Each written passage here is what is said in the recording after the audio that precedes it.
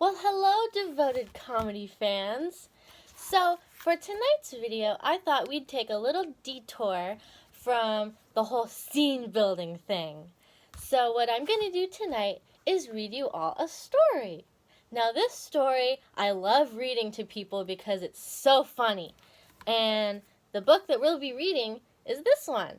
It's called The Tale of Timmy Tiptoes by Beatrix Potter. It's a very funny book. I read it to my sister all the time. So we're going to go ahead and get started, and it is about squirrels.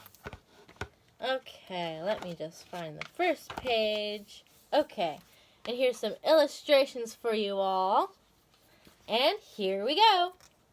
Once upon a time, there was a little fat, comfortable gray squirrel called Timmy Tiptoes. He had a nest thatched with leaves on the top of a tall tree, and he had a little squirrel wife called Goody. Timmy Tiptoes sat out enjoying the breeze. He whisked his tail and chuckled. "Little wife Goody, the nuts are ripe. We must lay up a store for winter and spring." Goody Tiptoes was busy pushing moss under the thatch. "The nest is so snug, we shall be sound asleep all winter. Then we shall wake up all the thinner when there is nothing to eat in springtime," replied prudent Timothy. New illustrations.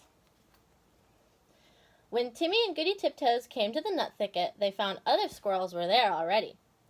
Timmy took off his jacket and hung it on a twig. They worked away quietly by themselves. Every day they made several journeys and picked quantities of nuts. They carried them away in bags and stored them in several hollow stumps near the tree where they had built their nest.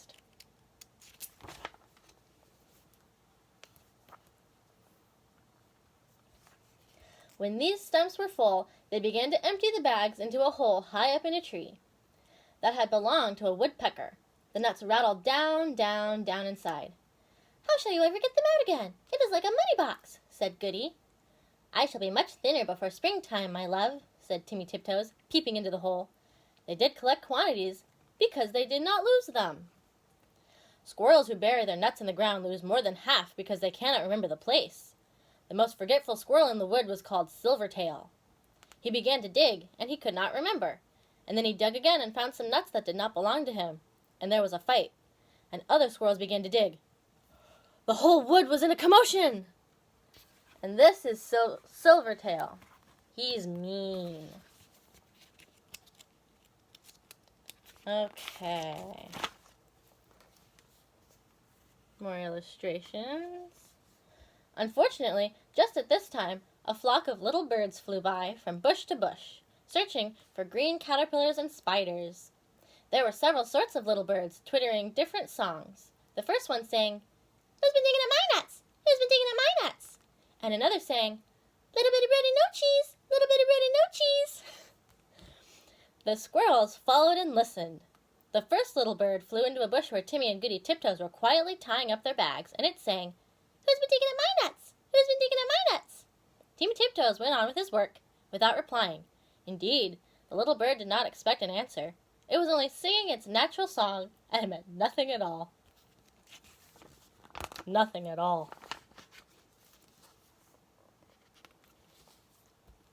But when the other squirrels heard that song, they rushed upon Timmy Tiptoes, and cuffed and scratched him, and upset his bag of nuts. The innocent little bird, which had caused all the commotion, flew away in a fright. Timmy rolled over and over, and then turned tail and fled toward his nest, followed by a crowd of squirrels shouting, "Who's been digging up my nuts?" They caught him and dragged him up the very same tree where there was a little round hole, and they pushed him in. The hole was much too small for Timmy Tiptoes' figure. They squeezed him dreadfully. It was a wonder they did not break his ribs. "We will leave him here till he confesses," said Silvertail Squirrel, and he shouted into the hole, "Who's been digging up my nuts?"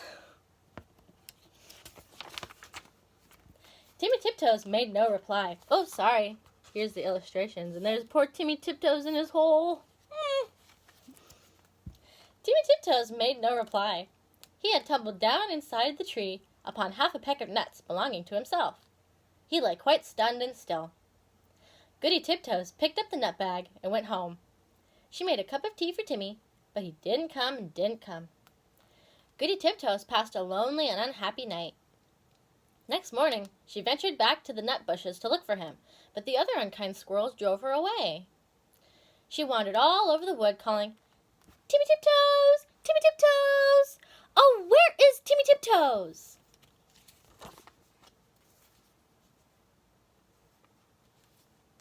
In the meantime, Timmy Tiptoes came to his senses. He found himself tucked up in a little moss bed, very much in the dark, feeling sore. It seemed to be underground. Timmy coughed and groaned, because his ribs hurted him. There was a chirpy noise, and a small striped chipmunk appeared with a nightlight, and hoped he felt better. It was most kind to Timmy Tiptoes. It lent him its nightcap, and the house was full of provisions. The chipmunk explained that it had rained nuts through the top of the tree. "Besides, I found a few buried." It laughed and chuckled when it heard Timmy's story. While Timmy was confined to bed, it enticed him to eat quantities. "But how shall I ever get out through the hole unless I thin myself? My wife will be anxious." "Just another nut, or 2 nuts. Let me crack them for you," said the chipmunk. Timmy Tiptoes grew fatter and fatter.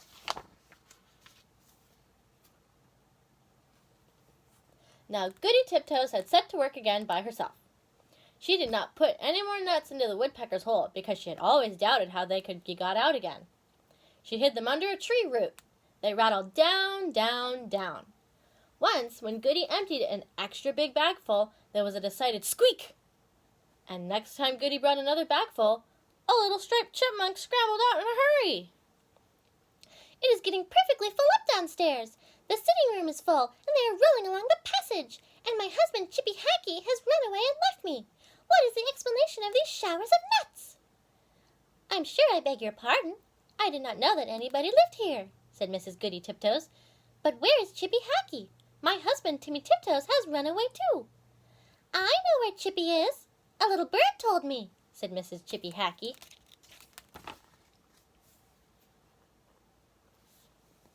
She led the way to the woodpecker's tree, and they listened at the hole. Down below there was a noise of nutcrackers, and a fat squirrel voice and a thin squirrel voice were singing together. "My little old man and I fell out. How shall I bring this matter about? Bring it about as well as you can, and get you gone, you little old man." "You could squeeze in through that little round hole," said Goody Tiptoes. "Yes, I could," said the chipmunk, "but my husband Chippy Hackee bites." Down below there was a noise of cracking nuts and nibbling, and then the fat squirrel voice and the thin squirrel voice sang, "For the diddle-dum day, day diddle-dum die, day diddle-dum day." Woo! Reunited at last. Then Goody peeped into the hole and called down, "Timmy Tiptoes! Oh, fight, Timmy Tiptoes!" And Timmy replied, "Is that you, Goody Tiptoes?" "Why, certainly!" He came up and kissed Goody through the hole, but he was so fat that he could not get out. Chippy Hackee was not too fat, but he did not want to come. He stayed down below and chuckled. And so it went on for a fortnight, till a big wind blew off the top of the tree and opened up the hole and let in the rain. Then Timmy Tiptoes came out and went home with an umbrella.